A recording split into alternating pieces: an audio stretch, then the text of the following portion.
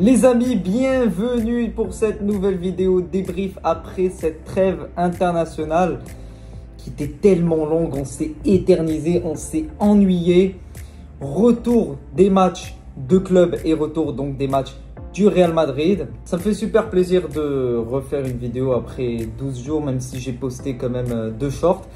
Mais on est de retour pour les vidéos quotidiennes sur le Real. Bienvenue à toutes et à tous pour ce nouveau débrief entre le Real Madrid et le Celta Vigo à l'extérieur.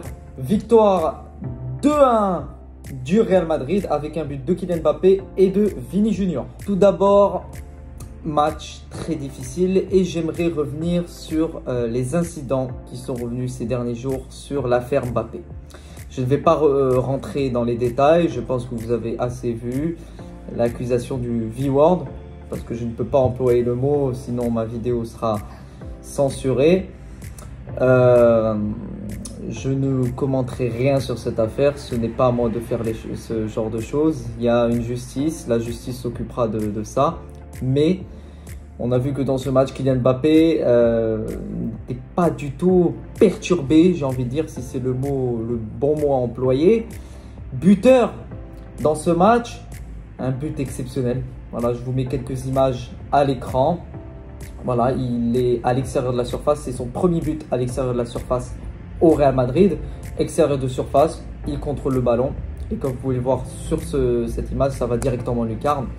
Magnifique, ça fait 1-0 pour le Real. Mais j'aimerais dire que c'était quand même un match très difficile. Très difficile, on ouvre le score, c'est super, c'est très bien. Mais il faut savoir qu'il y a 2 matchs très importants et très compliqués qui nous attendent la semaine prochaine. On va jouer le Borussia Dortmund et on va jouer le FC Barcelone. Moi, je vous dis directement, je ne suis pas super confiant pour ce match, ce classico face au Barça.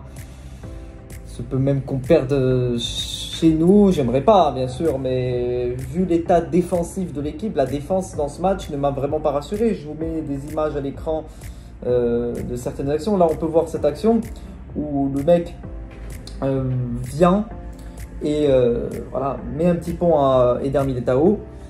Et sur cette image, on voit directement que le ballon frôle de peu la cage de Thibaut Courtois.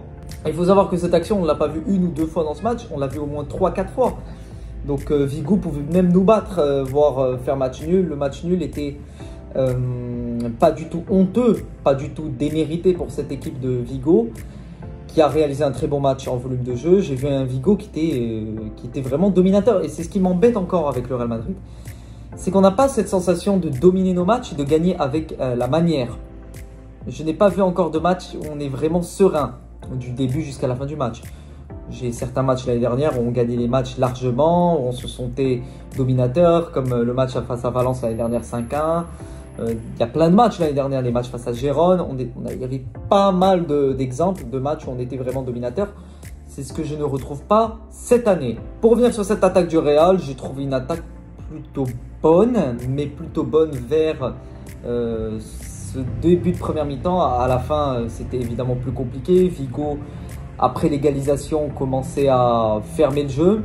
Bel et bien évidemment, commençait à prendre le ballon, ils essaient de jouer, ils l'ont fait très bien. J'ai vu quand même un très bon Vinicius. Vinicius qui était là, qui a fait son match. Côté technique, il est buteur aussi. Joli but avec une passe du maestro Luka Modric. Luka Modric qui devient officiellement le plus vieux joueur dans l'histoire du Real Madrid à jouer un match depuis Ferenc Puskás, comme vous pouvez le voir à l'écran. Ça en fait de lui une légende du club, c'est un nom au Real Madrid et ça restera toujours un nom. Dans 20-30 ans, quand on te parlera de Luka Modric, n'importe quel fan du Real Madrid te dira « Ah oui, ce type, c'était quelque chose ». Donc voilà, vraiment grand respect à ce joueur Luka Modric que j'admire en termes de milieu de terrain. Malgré son âge, il continue à être au top, il joue au top niveau, donc c'est vraiment parfait. J'aimerais discuter un petit peu sur cette défense qui n'est vraiment pas rassurante. Elle n'est pas rassurante les gars, la défense elle est vraiment pas rassurante. Un Militao, un déplacement défensif vraiment très hasardeux, des espaces trop libres, trop d'espace libre, trop d'espace qui est laissé dans le dos des joueurs de Vigo. Ils peuvent nous écraser si c'est une autre équipe, c'est pour ça que je vous dis que attention, je suis pas confiant contre le Barça. Je suis pas confiant. Je suis vraiment pas confiant pour Barcelone. Vraiment pas confiant, la vérité. Même si on joue chez nous, je suis pas confiant. Dans ma tête, on va plus dans cet esprit de possibles défaites que de possibles vainqueurs et de favoris. C'est Barcelone qui est favori, il faut dire honnêtement. Barcelone est favori pour ce Classico, vu ce début de saison. Donc voilà, la défense qui m'a pas rassuré du tout. Rudiger, j'ai pas trop aimé ce match. En général, la charnière, les placements défensifs, c'était pas fameux du tout. Et surtout, un très grand Thibaut Courtois qui nous a vraiment beaucoup aidé dans ce match. Il a sorti 2 ou 3 parades très importantes. Sinon, on allait se prendre un match nul ou voir une défaite à Vigo avant le Classico. Et se prendre une défaite à Vigo avant le Classico. Te mettre 4 points, te mettre 5 voire 6 points d'écart avant le Classico. Et à côté de ça, si le Barça te bat, on est à 8 ou 9 points. Moi, je vous dis directement, je vous l'aurais dit. La Liga, elle serait pratiquement terminée. La Liga, elle serait du côté du Barça. Ils auraient tous les éléments de leur côté pour aller chercher leur Liga. Si on gagne le Classico, on reviendra à égalité. Faut pas l'oublier, on reviendra qu'à égalité du FC Barcelone. Donc rien nous dit que même en gagnant le Classico, on puisse revenir à plusieurs points d'écart du Barça. Côté compo, je n'ai pas parlé au début de cette vidéo de la composition. Côté composition, on a eu un 4-4-2, un Rodrigo sur le banc, comme vous pouvez le voir juste ici à l'écran. Vinicius et Mbappé titulaire, Bellingham, Camavinga, Tchouaméni, Valverde qui a fait un bon match. Parfois, des conduites de balle un peu compliquées, mais très bon dans la récupération. Le rôle de l'ombre, personne ne peut vraiment faire attention à ce rôle très important dans le football. Et au Real Madrid, Valverde qui est pour moi dans le top 3 des joueurs les plus importants au club actuellement. Un bon match dans l'ensemble de Camavinga en première mi-temps, même si en deuxième mi-temps c'est bon, il y a de la fatigue. Et moi j'ai envie de revenir.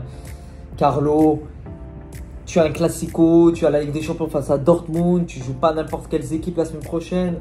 Laisse reposer tes joueurs, laisse reposer Valverde, laisse reposer les joueurs qui ont fait une trêve internationale, laisse-les reposer. Je comprends pas ce coaching, frérot. Il y a tellement de blessures. On a déjà perdu Carvajal.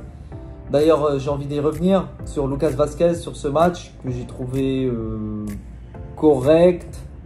Correct, c'est le mot parfait, correct. Il n'y a pas neutre. Voilà, j'ai un avis neutre sur ce match de Vázquez. Il n'y a pas une très grande valeur ajoutée actuellement. Je n'ai pas vu un Vázquez prime comme l'année dernière. Mais bon, on verra avec le temps, on verra surtout dans les grands matchs qui nous attendent la semaine prochaine. Côté Mbappé, bon match, très bon match, solide. Il est là, il crée les occasions. Il est buteur, magnifique but. Un joueur, certes, qui est impliqué dans pas mal d'affaires compliquées. Des affaires avec le Paris Saint-Germain, des salaires non payés, c'est son droit. S'il n'a pas été payé, c'est le droit de rémunération. Chaque personne qui travaille, que vous le vouliez ou non, que ce soit Mbappé, que ce soit un épicier, que ce soit un taxi, que ce soit un médecin, que ce soit un commerçant, ce que vous voulez, tu travailles, tu dois être payé, c'est le droit de chacun. Que tu sois payé plus que d'autres, moins que d'autres, tu dois prendre ta part, tu dois avoir ton droit de rémunération. Je ne vais pas rentrer dans ces détails. L'affaire en Suède, du V, voilà, vous m'avez compris. Toutes ces affaires, on se dit le mec il est en dépression, mais là on le voit sur le terrain, qu'il est quand même là. Et on verra s'il répondra présent la semaine prochaine au Classico. Pour ce qui est du classement, le voici, nous sommes à égalité de points face au FC Barcelone. Demain le Barça joue face à Séville, adversaire compliqué. J'espère qu'il puisse perdre quelques points, ce serait magnifique de perdre des points avant le Classico, de gagner le Classico et de revenir à 3 voire 2 points de plus que le Barça, ça serait le magnifique scénario. Mais moi je vais vous dire honnêtement, moi je pense qu'on n'est pas favori dans ce Classico. Je pense pas qu'on a le niveau cette saison pour jouer ce genre de match très gros match. Surtout défensivement. Défensivement, j'ai vu tout ce que je disais se confirme. Il y a vraiment des trous défensivement. Et c'est pas en 2 jours, voire une semaine que ça s'arrange. Quand tu as des trous défensivement, c'est la pire chose à avoir. C'est d'avoir des problèmes défensivement au cours d'une saison. Là, comme on le dit, pour gagner un titre, oui, il faut avoir une bonne attaque. Il faut avoir un bon gardien, mais il faut avoir aussi une très bonne défense. Voilà, une attaque fait gagner des matchs, mais une défense et un gardien fait gagner des titres. Le gardien est présent, mais la défense n'est pas au top niveau, n'est pas régulière, n'est pas constante. Voilà, il n'y a pas un niveau constant au niveau défensif. Contrairement à l'année dernière, on prenait tellement peu de buts. Mais bon, on verra ce qui se passera pour cette semaine prochaine, assez chargée pour le Real Madrid. Bon, je disais un match correct côté Vasquez, mais il ne faut pas oublier que niveau latéraux, c'était compliqué aujourd'hui. Hein. Toutes les actions venant de Vigo venaient du côté latéral. Il se faisait bouffer. Comme je vous avais montré tout à l'heure, cette image où voilà, il rentre dans le tas. Ils avaient au moins 4-5 occasions devant le but. C'est pas normal. C'est vraiment pas normal de se prendre voire 4-5 occasions. Ça montre qu'il y a des trous défensifs. Donc voilà, c'est tout. J'ai pas grand chose à dire pour ce débrief. Le match était difficile. En plus, voilà, c'était le tout juste niveau. On retient que les 3 points. Moi, je retiens que les 3 points. Je ne sais pas si c'est aussi votre cas. Vous pouvez me dire ce que vous avez pensé de ce match en commentaire. En tout cas, ça me fait vraiment plaisir de refaire des vidéos après cette trêve internationale. Je vais pas vous mentir, faire 2 shorts. Je voyais pas de très grosses idées à faire pour créer du contenu. J'attendais avec impatience la reprise des matchs en club pour faire une nouvelle vidéo. Donc voilà, ça me fait vraiment plaisir. On se retrouvera mardi pour ce match de Ligue des Champions face à Dortmund. On a intérêt à gagner. On a perdu 3 points face au LOSC. On a intérêt à gagner, les gars. Merci à tous d'avoir suivi cette vidéo. N'hésitez pas à liker, à vous abonner. Ça me fait extrêmement plaisir. Ça me donne beaucoup de force pour les prochains et les vidéos qui viennent à l'avenir. Et n'oubliez jamais, les gars, à la Madrid, Inadamas. Putain, il est beau, ce